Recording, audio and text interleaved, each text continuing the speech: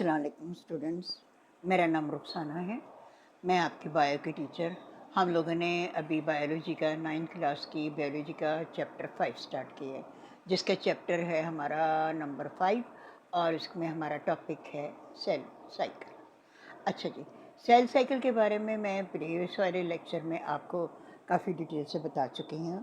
तो चलिए थोड़ा सा हम पिछले वाला देख लेते हैं कि आपने इसमें हमने देखा था सेल साइकिल रिप्रोडक्शन। हमारा क्या था? रिप्रोडक्शन था। ये दो लफ्ज़ों का मजमूआ है जिसमें हम कहते हैं री एंड प्रोडक्शन, यानी कि अपनी ही तरह की सेल को पैदावार करना या पैदावार बढ़ाना या आगे नस्ल चलाना। इसकी डेफिनेशन जो थी वो आपने देखी थी, series of events from the time of the cell is produced until it complete mitosis and produce a new cell। यानी कि आपके तमाम सीरीज़ जो इस वक्त हम पूरे फेजेस पढ़ेंगे, सब पढ़ेंगे, वो कहाँ जा पर ख़त्म होंगे? जिस वक्त आपका एक न्यू सेल यानी आपका डॉटर सेल जो है वो जब तक बन नहीं जाएगा उस तक हम इसको करते रहेंगे। अब इस सेल की जो लाइफ के तमाम मराहिल हैं या जो इनके फेजेस हैं, अब हम उनको डिस्कस करते हैं। और यहाँ पर मैं आपको बता दूँ कि यहाँ पर मेजर दो फेजेस आ जाते हैं। पहला हमारा है इंटरफेज है और दूसरा है मेटासिस फेज। अच्छा, जो आपका इंटरफेज है ये मैंने ऊपर लिखा हुआ है नॉन डिवाइडिंग फेज है, और लेकिन जब मेटासिस होगा, मियोसिस मेटासिस, ये जो आपके आगे चलेंगे ये आपकी डिवाइडिंग फेज में आएंगे। अच्छा जी, ये इंटरफेस क्या है? ये इंटरफेस के बारे में हम देखेंगे कि ये दरअसल में आप कह लीजिए कि ये वो वाला मरहला है जिस वक़्त हमारा सेल तैयारी करता है किसके लिए? डिवीज़न ऑफ द सेल के लिए, यानी मेटोसिस के लिए तमाम तैयारी जो है वो आपके इंटरफेज में होती है। और इंटरफेज जो है ये आपका लॉन्ग फेज है। उसकी वजह क्या है कि 90% तक जो टाइम है वो सारे सेल का इसमें गुजरता है। उसकी क्या वजह है? उसकी वजह ये है, यहाँ पर तमाम सेल की ज़रूरत की जो चीज़ें डिवीज़न के बीच में काम आनी हैं वो तमाम की तमाम यहाँ पर प्रिपेयर होती हैं, यहाँ पर बनती हैं, यहाँ पर इंक्रीज़ होती हैं, यहाँ पर पैदा होती हैं, यहाँ पर बनने के बाद वो सेट होती हैं। यानी कि सारा कुछ जो है वह यहाँ पर होता है। अच्छा, जैसे कि आप देखें इंटरफेस है, हमने आपको पहले बताया था कि इंटरफेस जो उनसा है वो दो में मैंने आपको बता दिया तकसीम होता है, लेकिन अब हम इसमें सिर्फ इंटरफेस को पढ़ते हैं और ये नॉन डिवाइडिंग फेज है। इंटरफेस मज़ीद जो है आगे 3 हिस्सों में तकसीम हो जाता है, G1 और जौन सा है आपका फेज जौन सा है S और G2 गैप। यानी कि हम इसको गैप 1 सिंथेसाइज फेज, G2 और G0, ये हमारे जो से हैं इंटरफेस में तकसीम होती है। इंटरफेस में इसकी तकसीम जो आती है वो इस तरह है कि गैप 1 को हम G1 कह देते हैं। G1 में क्या काम होता है, क्या प्रोसेस होता है? उसमें ये प्रोसेस होता है कि सेल अपने साइज़ बढ़ाता है, अपने साइज़ को इंक्रीज़ करता है, प्रोटीन्स बनाता है और प्रोटीन की तादाद बढ़ाता है, एंजाइम्स प्रोड्यूस करने के लिए काम करता है। उसके अपने ऑर्गेनेलीज जो उनसे हैं, क्रोमोसोम और माइटोकॉन्ड्रिया, इस तरह के जो हैं सारे ऑर्गेनेल्स, इनको तरतीब दे के इंक्रीज़ करता है। अब यहाँ पर ये जो मैंने छोटी सी डायग्राम बनाई है उसका बताने का मतलब ये है कि अब हम जा रहे हैं सिंथेसिस फेज़ में।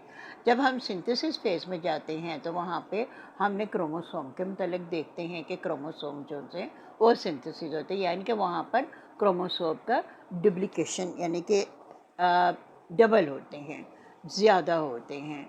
तो ज़्यादा होने की सूरत में क्या हो जाएगा? जिस वक़्त सिंथेसिस नहीं हुई तो उस वक़्त क्या होगा? आपका जो क्रोमोसोम है वो आप जो बता रहे हैं सिंगल सेल में है, ठीक है। उसके बाद जो है एस फेज़, जो कि सिंथेसिस फेज़ ही है, इसको हम एस फेज़ भी कहते हैं।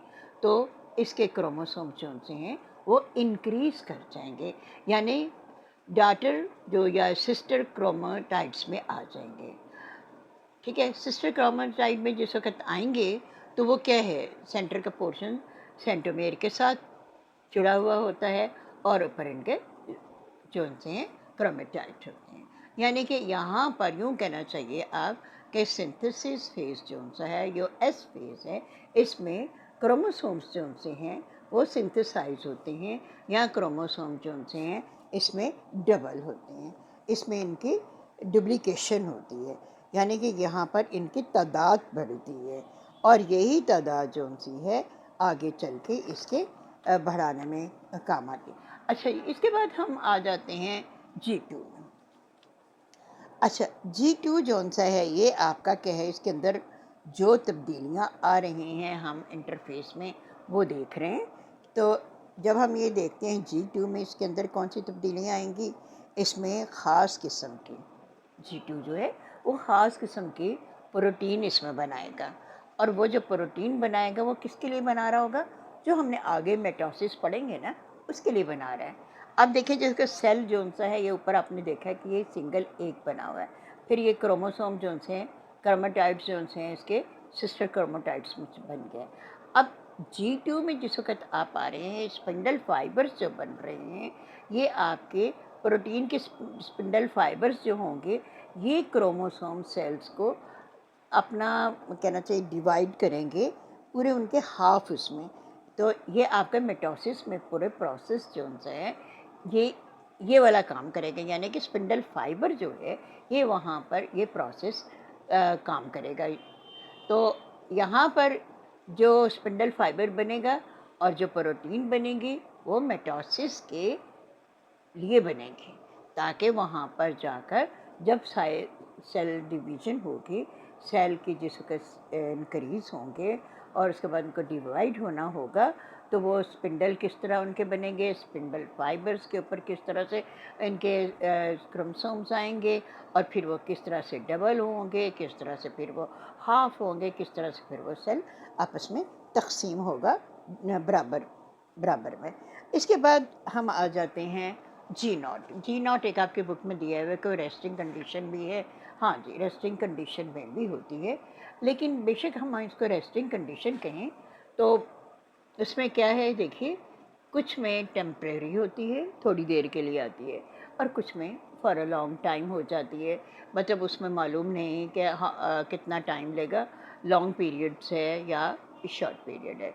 उसमें सिर्फ ये कहा जा सकता है कि जो किडनी के सेल हैं उनमें टेम्परेरी जो है वो ये फेज़ आता है, और लेकिन जो आपके न्यूरॉन सेल्स हैं उनके मतलब नहीं कहा जा सकता कि फॉर अ लॉन्ग टाइम, और वो लॉन्ग टाइम के लिए यहाँ के ये पक्के चले जाते हैं, यानी कि मुस्तकिल तौर पर भी ख़त्म हो जाते हैं, वहाँ जाकर उनकी G0 यानी कि रेस्टिंग हालत में ही रह जाती हैं। तो अब यहाँ पर ये मैं आपको बता दूं कि 90% जो है वो इंटरफेस जो ये मरहला कंप्लीट कर रहा है, तो ये सारा काम किसके लिए कर रहा है, आगे सेल की तकसीम के लिए। यानी सेल साइकिल जो सा है, सेल साइकिल क्या है, सेल साइकिल को कंप्लीट करने के लिए इंटरफेस जो है बेस उसका बना रहा है, यानी कि सारा बेसिक वर्क जो है वो आपके इंटरफेस में हुआ है। जब आपके इंटरफेस में तमाम काम तरीके से, यानी कि तमाम इसके क्रोमोसोम से सिंथेसिस करने का काम है, और ऑर्गेनेलिस भरने का, एंजाइम प्रोड्यूस होने का, प्रोटीन बनाने का, और सारे ये जो काम इसमें मुकम्मल हो जाएंगे तरतीब के साथ, फिर आगे हमारा जो अमल होगा वो मेटोसिस का होगा। और मेटोसिस जो है वो क्या है, आपका तकसीम होने वाला फेज़ है। मेटोसिस वो वाला फेज़ होगा जिसमें हम सेल को तकसीम होगा, और इसमें मेटोसिस शॉर्ट फेज़ होगा और जो मेटासिस और मियोसिस के नाम से हम आगे जो है डिटेल से पढ़ेंगे कि किस तरह से सेल जो से मेटासिस में जाकर डिवाइड होते हैं और मियोसिस में, और इसकी डिटेल जो से हैं हम अगले लेक्चर में देखते हैं। वरना मैं यहाँ आपको स्पिंडल फाइबर्स बना के दिखाती, लेकिन वो आपको सेल डिवीज़न के बीच में पता चल जाएगी कि किस तरह से वो अपनी डिवीज़न का काम करते हैं। और ये प्रोटीन के फाइबर्स जो बनते हैं, स्पिंडल फाइबर्स बनते हैं, ये किस तरह से काम आते हैं मेटासिस में। तो यहाँ तक के लिए तो आज मैंने आपको इतना बता दिया कि दोबारा देख लीजिए, जीवन में साइज इंक्रीज हो रहा है, एंजाइम्स ऑर्गेनेलीज वगैरह का काम बढ़ रहा है, और एस फेज में क्या है, क्रोमोसोम जो हैं डुप्लीकेट हो रहे हैं। और जैसे मैंने आपको बताया, अभी एस फेज में अभी आपके क्रोमोसोम नहीं आए, तो वो सिंगल थे, बाद में जो कर एस फेज में आ गए हैं तो वो इंक्रीज कर गए हैं। अब गैप 2 है यानी कि G2 है, इसमें आपका क्या है, स्पिंडल फाइबर्स बनेंगे, और G0 रेस्टिंग में है, इसमें टेम्परेरी भी है और फॉरएवर भी है। तो इनको आप ज़रा देख लीजिएगा, उम्मीद है आपको याद हो गया होगा, समझ आ गई होगी। और आज के लिए इतना ही काफ़ी। अपना ख्याल रखिएगा। अल्लाह हाफिज़।